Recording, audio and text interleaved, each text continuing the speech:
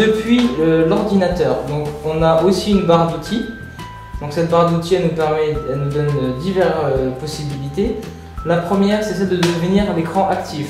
Si on veut diffuser ce que l'on a sur l'écran, on clique dessus et la priorité vient sur nous. Donc ce que l'on fait va être ce que tout le monde va pouvoir voir directement depuis l'écran principal.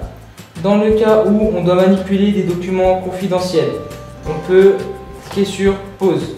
Donc sur l'écran principal, on a le logo de la pause qui s'affiche et dans ce cas-là, nous, on peut aller vérifier des informations confidentielles et elles ne s'afficheront pas à l'écran.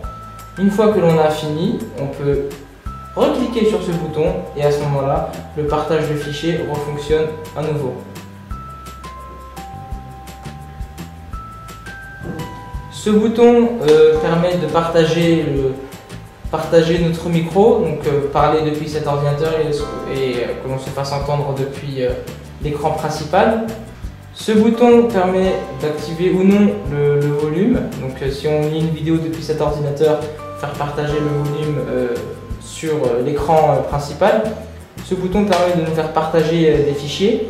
Donc comme tout à l'heure, tout type de fichier va fonctionner pour l'envoyer aux autres participants.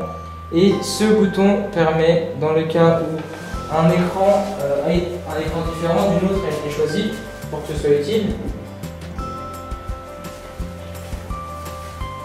ce bouton va nous permettre d'afficher sur notre écran l'écran principal qui est actif.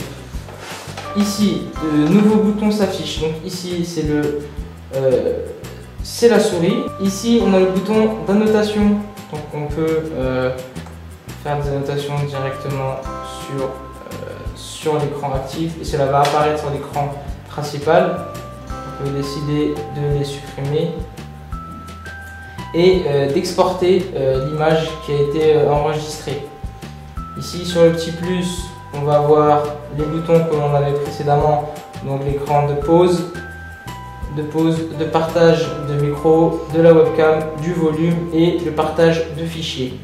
Pour quitter cet écran, il faudrait cliquer sur le View Active Display.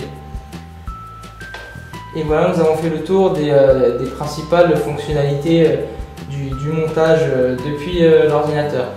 Je vous remercie de nous avoir suivis et je vous invite à aller sur notre page YouTube TBI Direct pour vous permettre de regarder plus de vidéos et d'en apprendre plus au sujet des diodes. Merci de nous avoir suivis et à bientôt chez TBI Direct.